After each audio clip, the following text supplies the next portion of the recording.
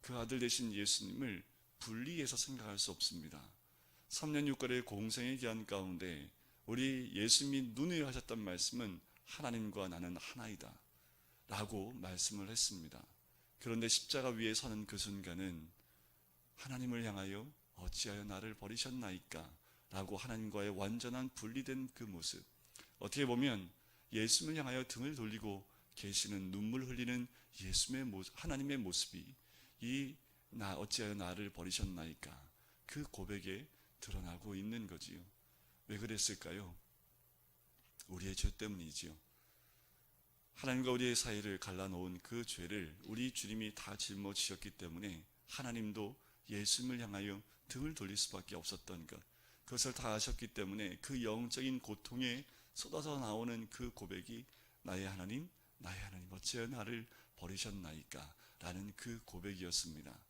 그 고백을 하시고 난 이후에 바로 이어서 아마 오랜 시간이 지나지 않은 바로 이어서 예수께서 말씀하십니다. 내가 목마르다. 그 앞에 말씀하셨던 그 나의 하나님 어찌 나를 버리셨나이까 라는 것은 영혼의 극한 고통이었다면, 내가 목마르다 라는 이 고백은 육신에서 몰려오는 그 고통의 극한 가운데 있을 때 터져나오는 예수님의 마지막 목소리이기도 합니다. 내가 목마르다. 이 목마름은 어떤 목마름이냐 하면 우리 몸에서 피가 다 빠져나갔을 때 마지막 숨을 거두기 직전에 나타나는 증상이라고 합니다. 그때 심한 갈증을 느낀대요. 가장 큰 고통의 끝에 느끼는 그 고통이 목마름의 고통이라고 합니다. 우리 주님이 뭐에 목말랐을까요? 어떤 것에 목말랐겠습니까? 우리가 목말라야 될 그 목마름을 우리 주님이 온 몸으로 다 받아내시는 거지요. 우리 주님이 과연 물 한 모금 마시고 싶어서 그래서 그 목마름에 대해서 이야기하셨을까요? 그 목마름은 우리의 영혼들이 느껴야 될, 우리 영혼들이 고백해야 될 그 주님을 향한, 하나님 말씀을 향한 하나님에 대한 그 목마름의 마지막의 외침이 아닐까라는 거지요. 우리가 지금도 무엇에 목말라 합니까? 우리가 어떤 것에 목말라야 합니까? 어떤 것에 우리가 목말라 그렇게 하나님께 울부짖어야 합니까?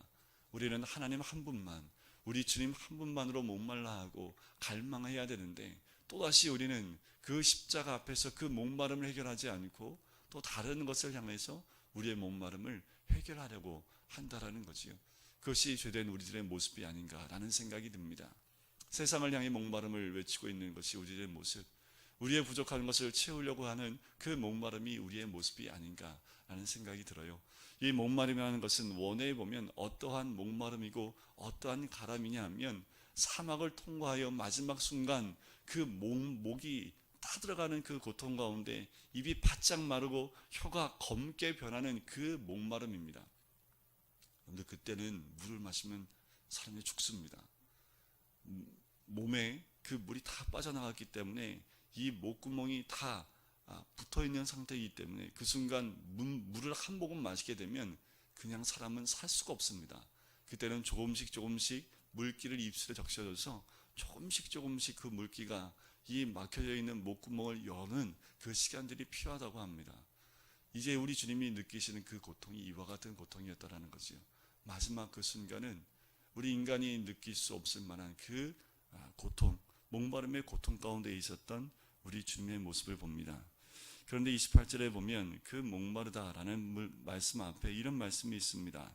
그 후에 예수께서 모든 일이 이미 이루어진 줄 아시고 성경을 응하게 하려 하사라는 거지요.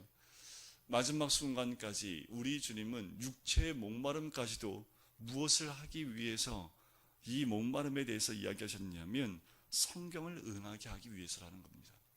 마지막 그 극한 고통 가운데에도 오로지 우리 예수님은 십자가 위에서도 그 마지막 하나님의 말씀이 끝까지 이루어지는 그 순간까지 한 번도 뒤로 가지 않았습니다.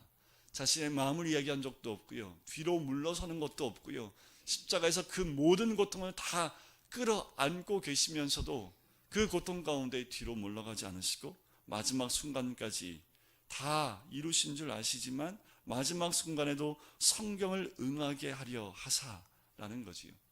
그래서 마태복음 27장 33절과 34절에 보면 마지막 순간에 신포도주, 쓸개를 탄 신포도주를 그 입에 대실 때에 그것을 거절하는 모습을 봅니다. 그 심한 고통 가운데 그 목마름이라면 우리는 이 입술에 되어지는 그 물기를 더 빨아들이고 더 가까이 하려는 그 욕망이 있는데 그 욕망까지도 말씀을 응하게 하시려는 우리 주님은 거절하시는 그 장면이 등장한다는 거지요. 무엇 때문에요? 성경을 응하게 하려 하사라는 거지요. 그것은 시편 69편 19절부터 21절에 나오는 그 말씀을 이루기 위해서 우리 주님은 마지막 순간 내가 목마르다 라고 이야기하시면서 끝까지 그 입술에 단 조금의 그 물도 되지 않으시는 주님의 모습을 보게 되는 거지요. 그게 십자가입니다. 마지막 순간까지 우리 하나님의 뜻을 온몸으로 다 이루어내려고 하셨던 것이 바로 십자가입니다. 십자가는 우리에게 이렇게 묻지요. 우리가 왜 사느냐라고 십자가는 우리에게 말씀을 합니다. 그리고 십자가는 우리에게 이렇게 묻습니다. 인생의 최고의 가치가 무엇이냐라고 묻습니다. 그것은 하나님의 말씀입니다. 하나님의 뜻이지요. 십자가 위에서 우리 예수님이 다 온몸으로 다 말씀하셨던 그 모습처럼 십자가는 하나님의 뜻을 위해 사는 것이고 하나님의 뜻을 인생의 최고의 가치로 여기는 것, 그것이 이 십자가의 의미인 줄 믿습니다. 내 뜻을 버리고 아버지의 뜻을 성취하여 사는 삶, 그것이 십자가의 삶인 줄 믿습니다. 십자가가 아래에서 살아야지만 이 모든 것을 이뤄낼 수 있기 때문에 우리 기독교가 십자가가 빠지면 기독교가 될 수 없습니다. 그리스도인 안에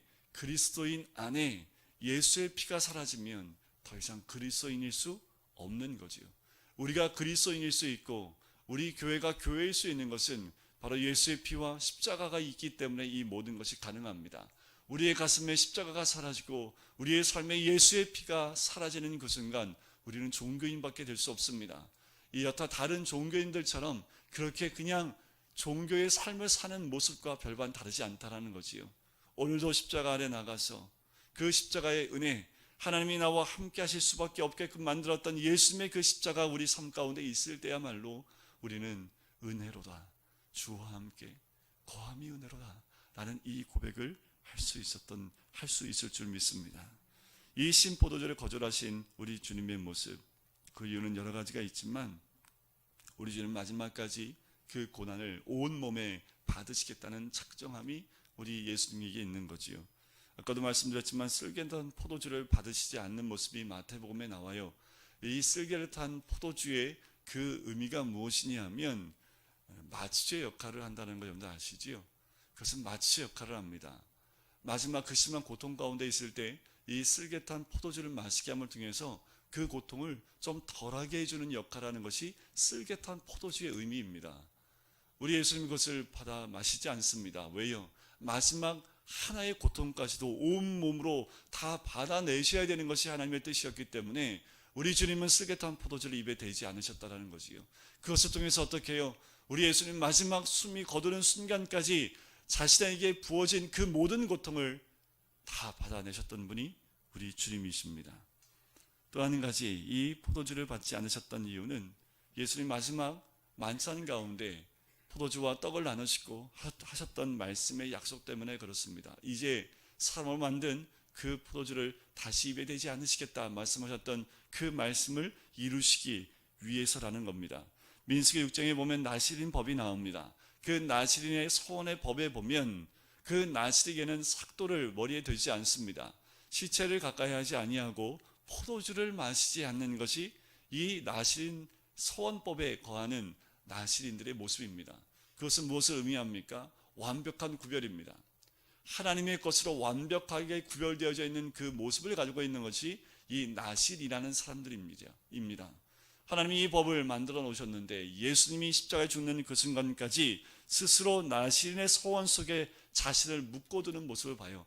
마지막 그 순간까지, 십자가에서 숨을 거두시는 그 마지막 순간까지 나신의 법을 적어놓은 그 말씀을 온전히 이루어 그 소원 가운데 자신을 넣어놓으시고 그 말씀을 온전히 이루어 십자가에서 완벽한 구별된 모습으로 하나님께 나아가는 우리 예수님의 모습을 보게 됩니다.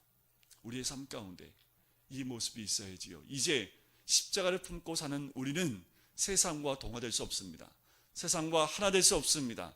세상과 짝할 수 없습니다. 내 생각, 내 뜻, 내 마음과도 짝할 수 없습니다. 십자가 내 가슴에 있을 땐 더 이상 내 뜻이 아니라 아버지의 뜻, 아버지의 마음, 아버지의 생각, 그리고 이 말씀을 따라가는 것. 그래서 이 땅에서 구별된 삶, 그리스도인다운 삶, 십자가에 못 박혀져 있는 예수님과 함께 동행하는 삶, 십자가 아래 거하는 삶, 십자가에 예수의 피가 떨어지는 그 십자가를 부여잡고 사는 삶, 이 땅 가운데 우리가 1년 내내 살아야 될 모습은 바로 예수님의 이 구별된 모습인 줄 믿습니다. 우리 입술로 말하는 말 한마디, 우리가 부르는 노래 한마디, 찬양 한마디, 그 모든 것이 구별되어진 십자가의 삶이 되어야 될 줄 믿습니다. 내가 목마르다. 이 목마름의 극한 고통 가운데에도 우리 주님은 끝까지 말씀을 이뤄내시는 주님의 모습을 보지요. 이것이 우리 주님의 은혜인 줄 믿습니다. 이 은혜야말로 우리에게 부어주신 하나님의 귀한 은혜인 줄 믿습니다. 오늘도 그 주님과 함께 거하시는 귀한 은혜가 함께 있으시기를 주님의 이름으로 간절히 축원드립니다. 우리 마지막